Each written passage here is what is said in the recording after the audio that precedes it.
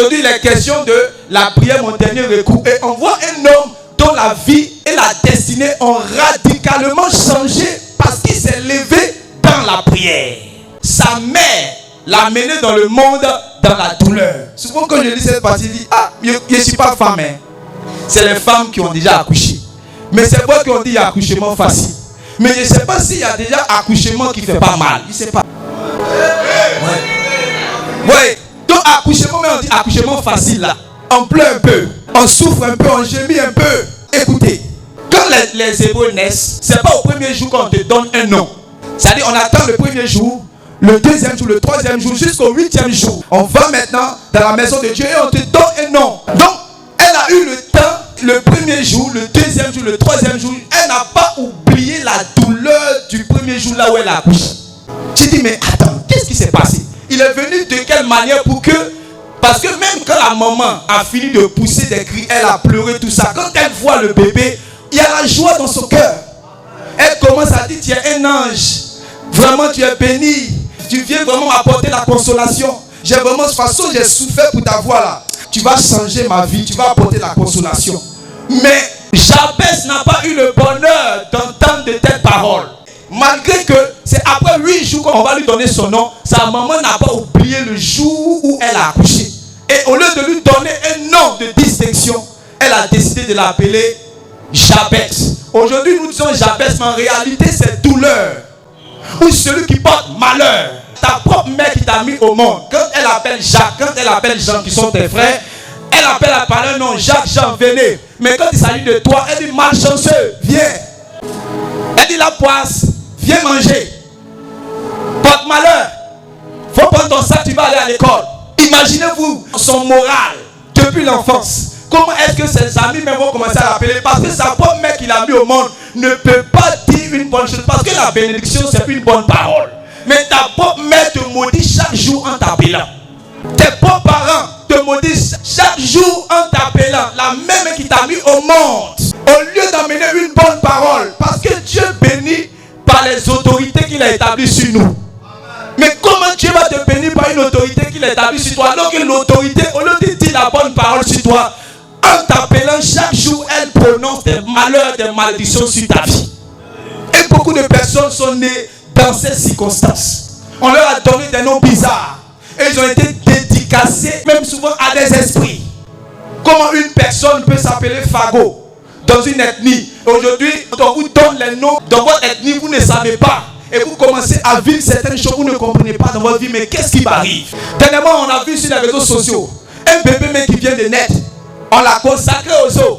On a commencé à le mettre dans une rivière, le plonger comme ça. Souvent, c'est une femme. Et quand tu vas te marier avec elle, tu ne comprends pas. Toi qui vis une vie de consécration, à un moment, tu commences à voir des esprits incubes et succubes commencer à te visiter.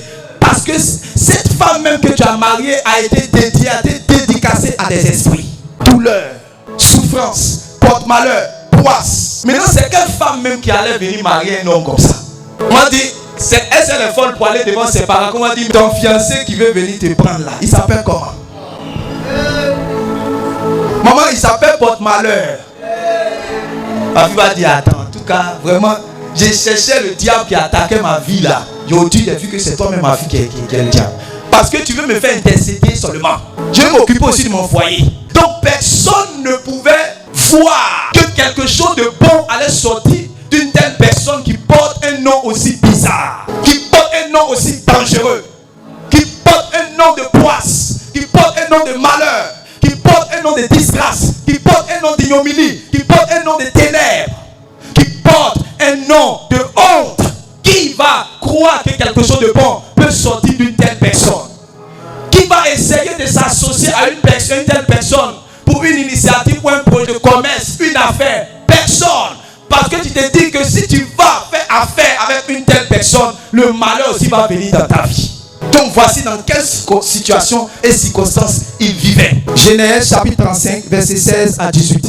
Il partit de Bethel, et il y avait encore une certaine distance jusqu'à Ephrata, lorsque Rachel accoucha. Elle eut un accouchement pénible. Et pendant les douleurs de l'enfantement, la sage-femme lui dit, ne crains point, car tu as encore un fils. Et comme elle allait rendre l'âme, car elle était mourante, elle lui donna le nom de Ben-Oni. Mais le père l'appela Benjamin.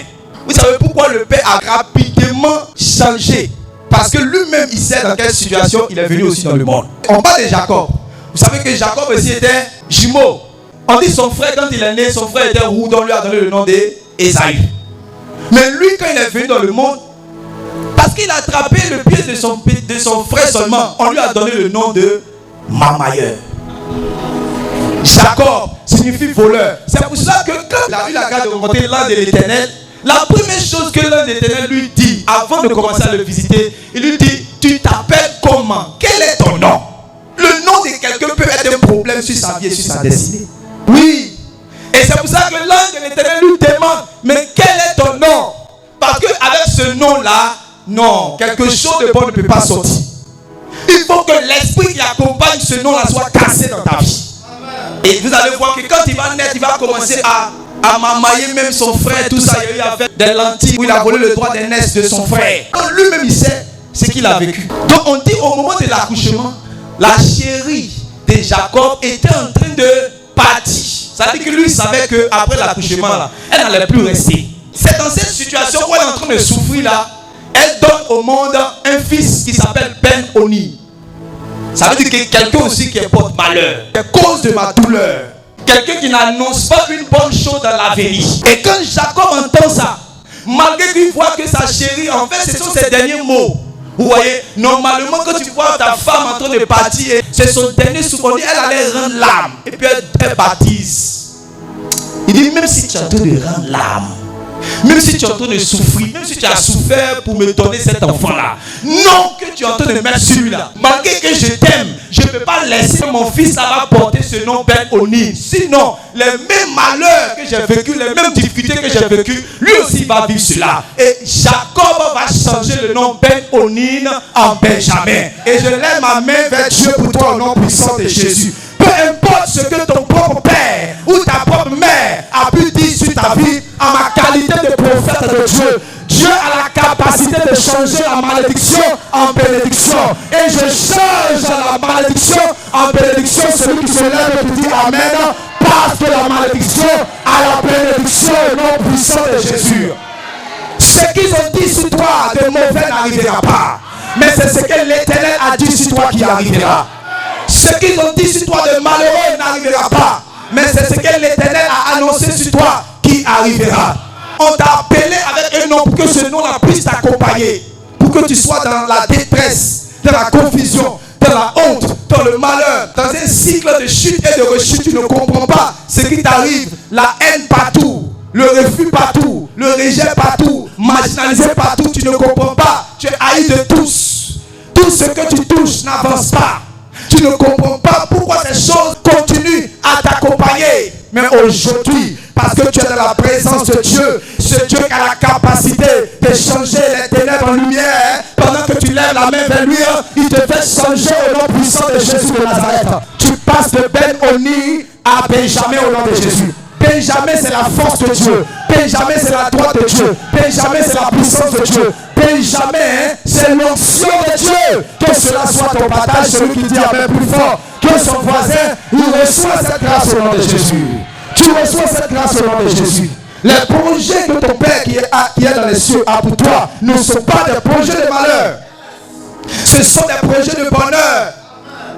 Pour te donner de l'avenir et de l'espérance. Ne crois pas que parce que tu as vécu des moments difficiles autrefois, que ta vie doit continuer à être bizarre, bizarroïde, bizarroire. Non! Dis avec moi, non! Est-ce que je suis venu parler à quelqu'un vraiment qui veut que les choses changent?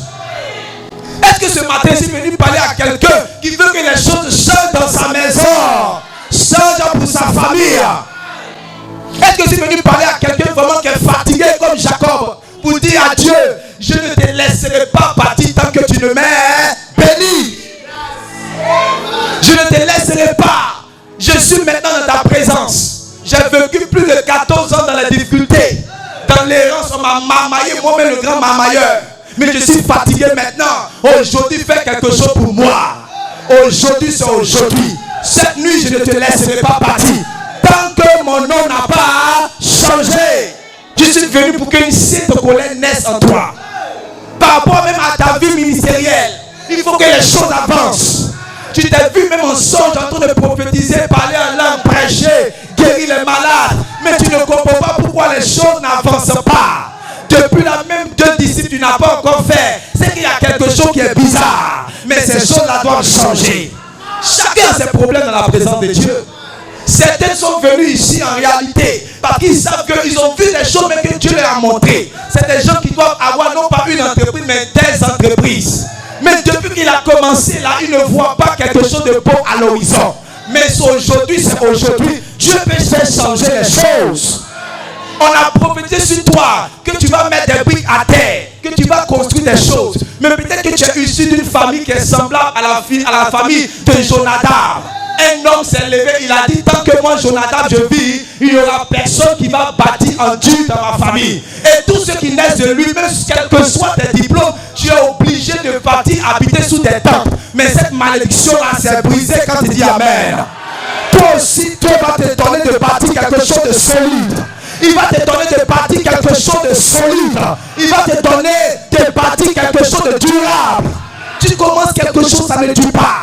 Il y a d'autres qui commencent quelque chose, après ils arrêtent. Ils ne comprennent pas, même dans les dossiers, dans les papiers. Quand ils commencent, après ils sentent comme une force. Lui dit d'abandonner. Et tout ce que tu fais, tu n'achèves pas. Il y a un esprit de non-accomplissement qui te poursuit d'une manière bizarre. Mais aujourd'hui, quand tu dis Amen à Jésus, cette malédiction est brisée au nom de Jésus. C'est brisé au nom de Jésus. Dieu te donnera d'achever ce que tu as commencé. Il a fallu que Jabez comprenne que les choses doivent changer. On dit je suis chrétien. Les choses anciennes sont passées. Toutes choses sont devenues nouvelles. Mais pourquoi je continue à être visité par un esprit qui vient coucher avec moi? Je vais à l'hôpital. On me diagnostique des maladies bizarres. Fibrome, kyste. Souvent même je ne comprends pas où les bêtes blanches là ça quitte. C'est une malédiction qui doit se briser. Jésus est venu afin de casser le joug du diable. Et si tu places ton espérance en lui, si tu viens dans sa présence avec une soif de voir ces choses-là disparaître, c'est ce qui va t'arriver. Dieu ne peut pas marcher avec les gens qui n'ont pas la foi. Il ne peut pas travailler dans la vie de ceux qui ne croient pas que non seulement il existe, mais il est le rémunérateur de ceux qui le recherchent. Tu crois que Dieu existe, mais tu ne crois pas que ta situation peut changer.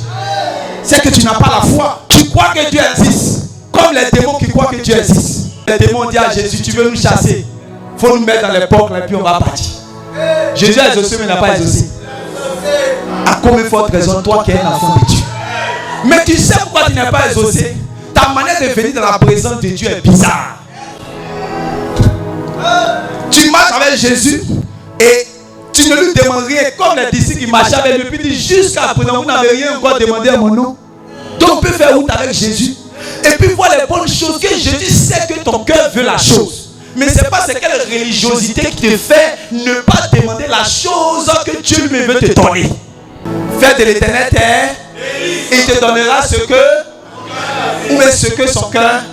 Donc en réalité, Dieu aussi sait. Souvent c'est parce qu'il y a les mauvais désirs. Mais il y a les bons désirs qui sont en toi.